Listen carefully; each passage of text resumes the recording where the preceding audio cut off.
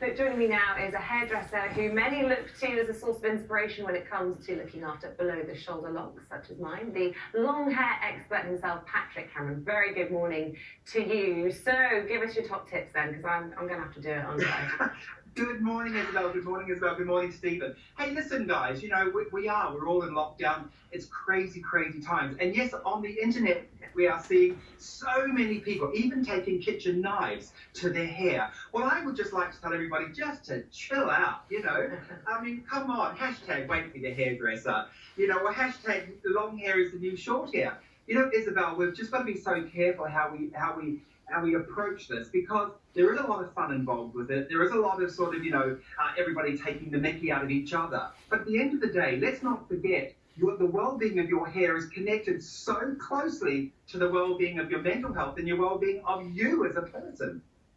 This is all very true, but you know, nothing against long hair. Quite often it just needs a bit of a manicure. Like my little boy and my husband both had hair growing over their ears. I just couldn't look at it any longer, so I did attack them with some hair clippers. And I have been told I'll be allowed to do it again, so it couldn't have been that bad.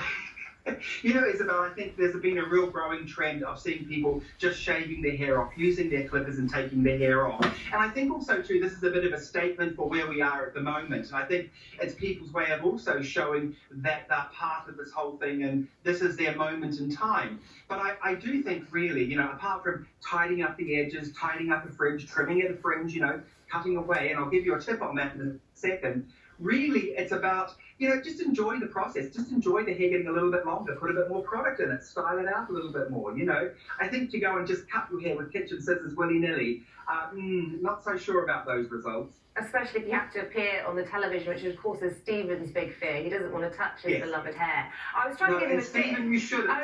I was giving Stephen a tip before we went on air because I saw an Instagram video this week of a young guy putting a sweatband around his head, and then he was using the hair trimmers to go up to the sweatband. Stephen wasn't at all convinced. What's your thoughts, Patrick?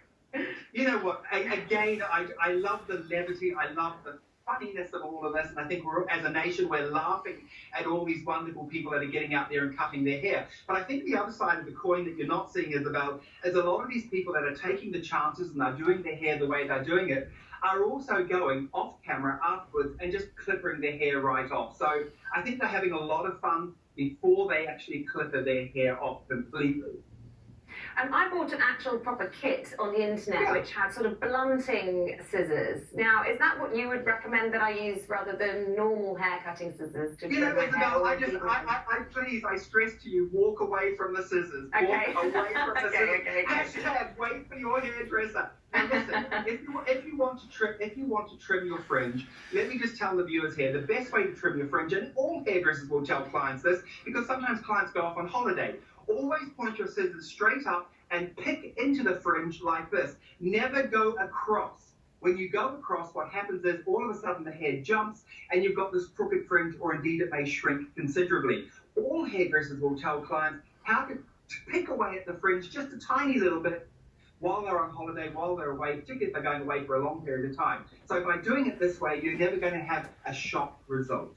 Okay, top tips. Patrick Cameron, really good to talk to you. Thanks very much indeed. There you go, Stephen, vindicated. You're allowed to let it grow long. Yeah, just be real careful, and just remember, hashtag show your roots. And if you've got roots showing, Stephen or Isabel, be proud of them. They're a mark of the time. So guys, check me out on Facebook. I look forward to seeing you all.